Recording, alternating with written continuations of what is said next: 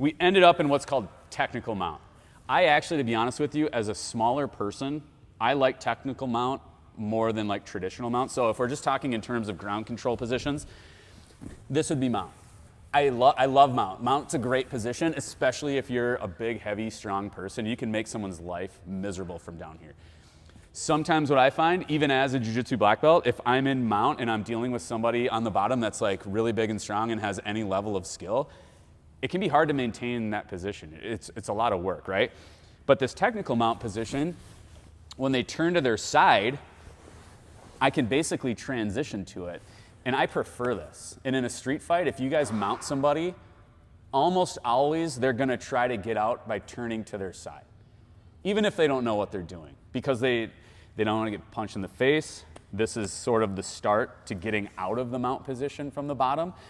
So I like doing this. I'll even set it up sometimes in here. Well, I'll start to attack the Americana to get them to defend. They'll turn to their side, yeah, just so I can slide up.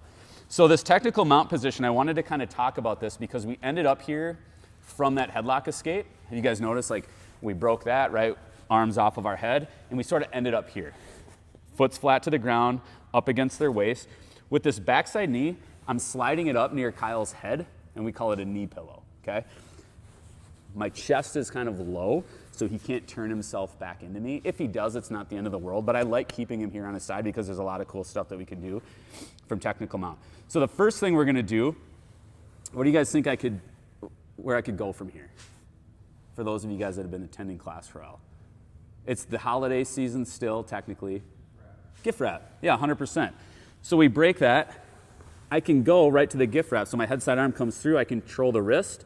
I can either establish this 2-on-1. This is a really good position of control.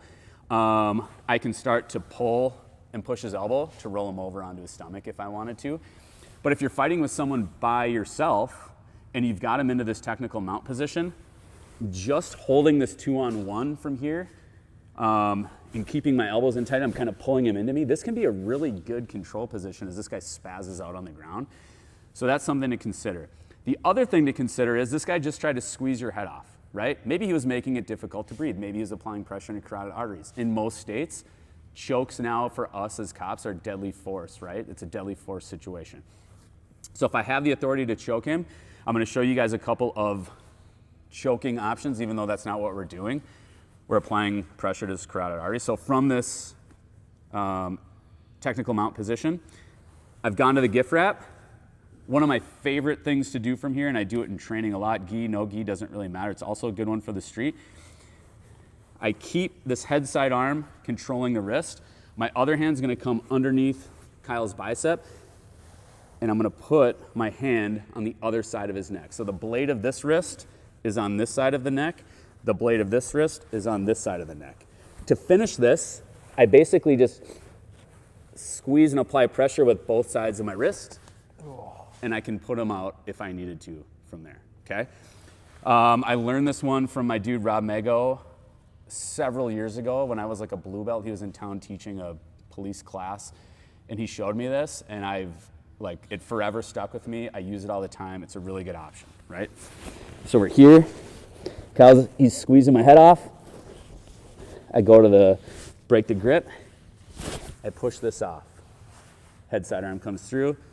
2-on-1 on this gift wrap. This hand comes under. Apply pressure. If you're having trouble finishing this one, you can also take your fist, okay? So instead of kind of this karate chop hand here, I can take my fist and my knuckles and I can push that right into the side of Kyle's neck too. That one's a little bit dirtier. It's the preferred one that I would do to Kyle if I was training with him. But try both. The key is making sure you've got your targets right on the carotid, and I think you guys will really like this one. You wanna give it a try? Any questions on it? All right, 1, 2.